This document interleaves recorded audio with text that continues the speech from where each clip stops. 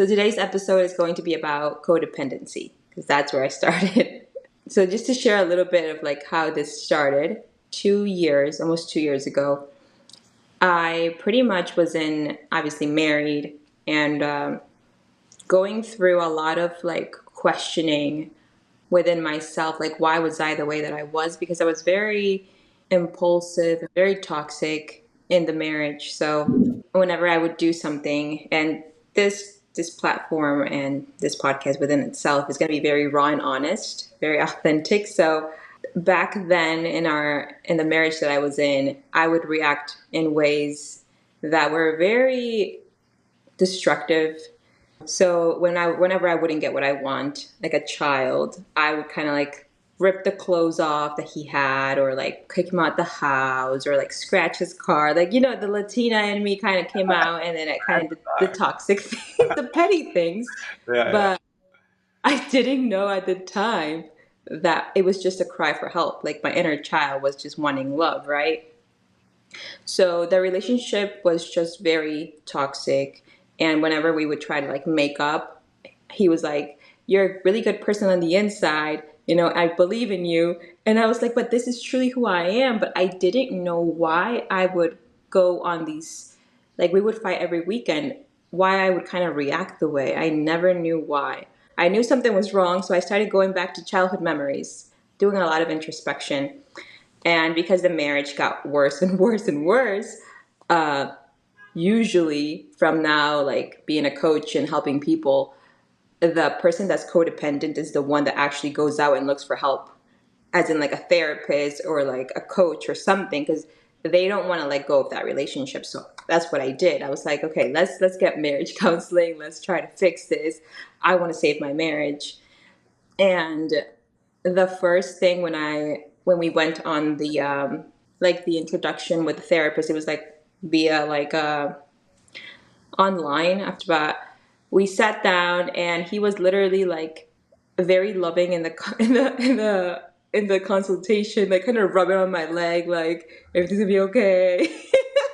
So that was like just a complimentary call of like going over questions, and then the next session he didn't show up, so I was like, I'm going to continue to do this by myself because I wanted to heal. I wanted someone to hear me. So at that time, the first thing that she said to me after the session that we had, because I was sharing like all of my childhood memories with this girl, and she was like, "I want you to read this book. It's called Mia Melody, I think is the author, and the book was called Codependency." And I was like, "Okay, I'm going to read this book right now." So I started to like learn that everything that I was dealing with had a reason, because I thought I was crazy. So after the fact of like a couple sessions, I started to be like more aware that there is such thing as boundaries, that there is such thing as childhood trauma. And I made the choice, because of everything just coming at me, like more infidelities that I was allowing in my family, my mom and dad. I was like, okay, let's do something, because I couldn't continue to be in that space of suffering anymore. So I was like, let's just let mom and dad go. I established boundaries. They didn't respect that. Um, Lost my job within that situation because I was working for my dad at the time.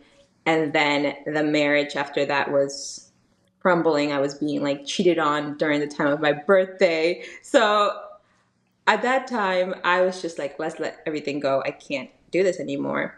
But it took pain for me to get out of that.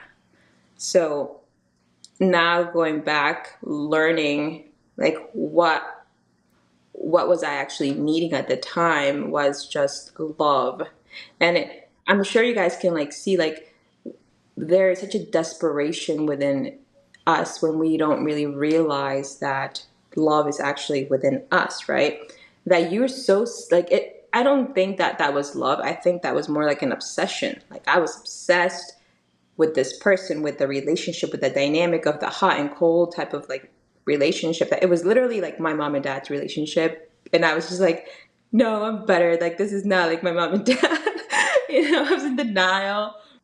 Like, do you think, um, like, you have to share my story?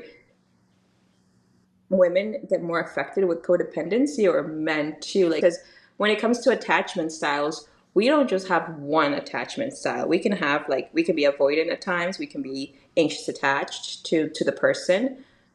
But how do you guys deal with that? Like, what type of instances that you guys have had when it comes to codependency? So yeah, codependency for me, started at a very young age, and how it began was my parents were, typical, Indian type of parents where they weren't really that emotional, and that's because they were taught to be a certain way by their parents, and so they felt like that's the best way to raise their children or their child. And so being born in the States, I was a really happy-go-lucky kid, and so I needed a more expressive love where they would tell me like, Nick, we love you, Nick, hugging me all the time, those types of affection is something that I realized only later on in life that I needed. But I didn't necessarily receive that. And my parents, they obviously loved me, and it's just they were raised a certain way to show love, and so they just showed that love to me. And a lot of times, it was, I thought, based on my academic performance or my performances in any type of field. I would get feedback in a way that would be like, you got to do better now. So that's how my like perfectionism started coming out into play. At that time, I can't really process rejection or abandonment, but clearly what had happened was that when I wasn't getting that love that I needed from them in the manner that I needed it, which is a very secure, open, expressive type of love, then I started seeking that love in others. And whether that was consciously, but more likely unconsciously, as I grew up, it started in high school where I, started dating somebody.